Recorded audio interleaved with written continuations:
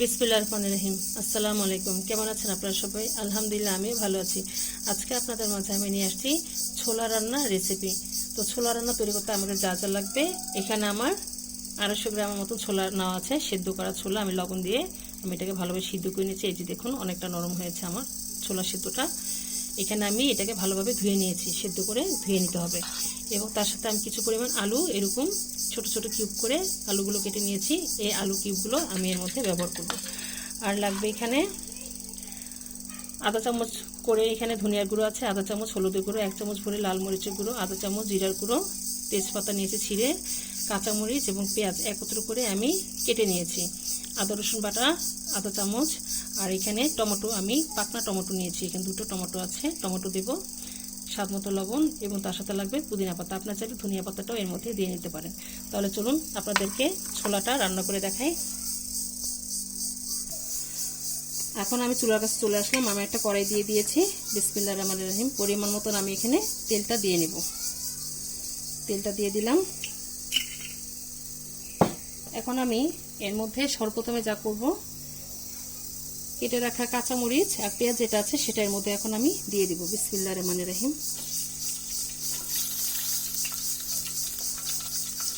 আমি এখানে কিছু পরিমাণ কাঁচা পেঁয়াজটা রেখে দিচ্ছি, পরে আবার এটা ছোলার মধ্যে আমি ব্যবহার করব, পুরোটা দেব না।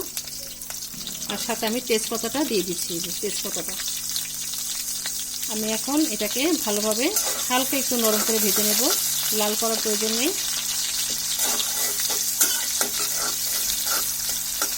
পেঁয়াজটা একটু নরম হয়ে আসলে এর মধ্যে আমরা পানিটা দিয়ে মশলাটা দিয়ে কষিয়ে নেব।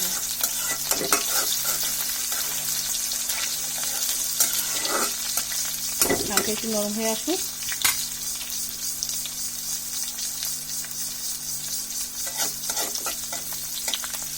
আমাদের পেঁয়াজটা এই যে একটু নরম হয়ে আসছে, পেঁয়াজ আর কাঁচামরিচটা। এখন আমি এর মধ্যে সামান্য করে পানি দিয়ে দিব।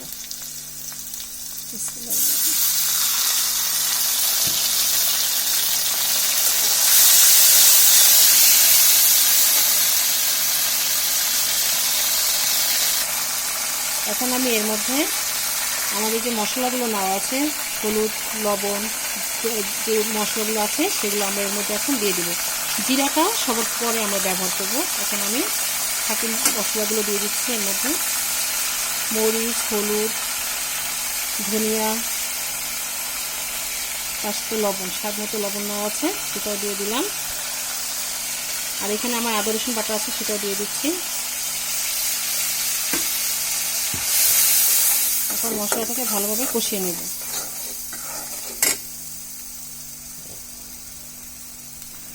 আমাদের মশলাটা কষানো হয়ে গেছে। এখন এর মধ্যে আমি যে টমেটোগুলো আছে সেটা দিয়ে দিব।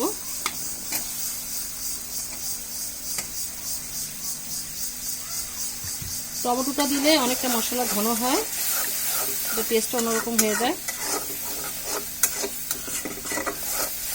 আমি যেভাবে রান্না করি সেভাবে আপনাদেরকে ছোলাটা আজকে রান্না করে দেখাচ্ছি। এই যে দেখুন ভালোভাবে কষিয়ে নিচ্ছি। এখন এর মধ্যে যে কেটে রাখা আলুগুলো আছে সেটা দিয়ে দিব।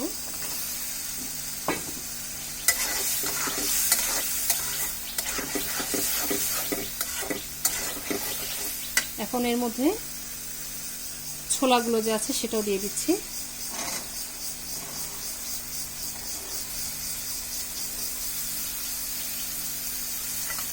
এখন এটাকে ভালোভাবে একটু কষিয়ে তারপর সামান্য করে পানি দিয়ে দেব।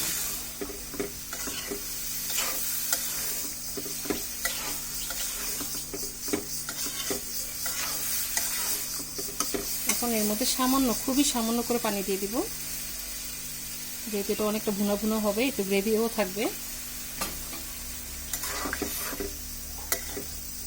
এটা হালকা একটু বলক আসুক, তারপরে জিরাগুলো আমরা এর মধ্যে অ্যাড করে দিব। আমাদের ছোলাটা প্রায় বলকাচ্ছে। এখন এর মধ্যে আমি কিছুটা কাঁচা পেঁয়াজ দিব। কাঁচা পেঁয়াজ দিয়ে দিচ্ছি এবং তার সাথে জিরার গুঁড়োটা দিয়ে দিচ্ছি। এখন এটাকে একটু ভালোভাবে নেড়ে দিব।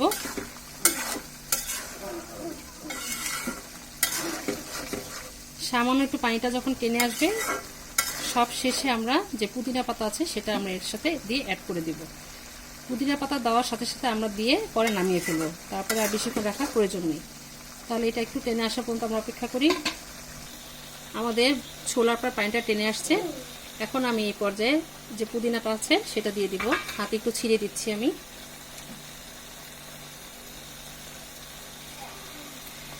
এভাবে পুদিনা পাতা দিয়ে রান্না করে দেখবেন, এটা টেস্ট অনেকটাই চেঞ্জ করে দিবে।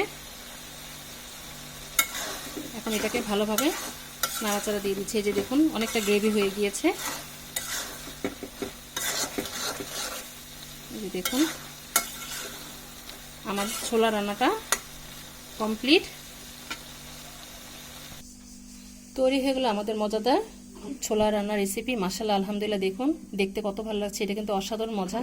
আপনারা এইভাবে অবশ্যই তৈরি করে দেখবেন, ইনশাআল্লাহ আপনাদেরটাও আর ভালো হবে। তো আমার এই ছোলা রান্নার রেসিপিটা আপনাদের কাছে কেমন লেগেছে আমাদেরকে অবশ্যই কমেন্টে জানাবেন। আর আমার জন্য দোয়া করবেন, আমি যেন আপনাদের মাঝে রেসিপি নিয়ে আসতে পারি। তো আজ এই পর্যন্তই। আপনারা যে যেখানে আছেন ভালো থাকেন, সুস্থ থাকেন। আল্লাহ হাফেজ।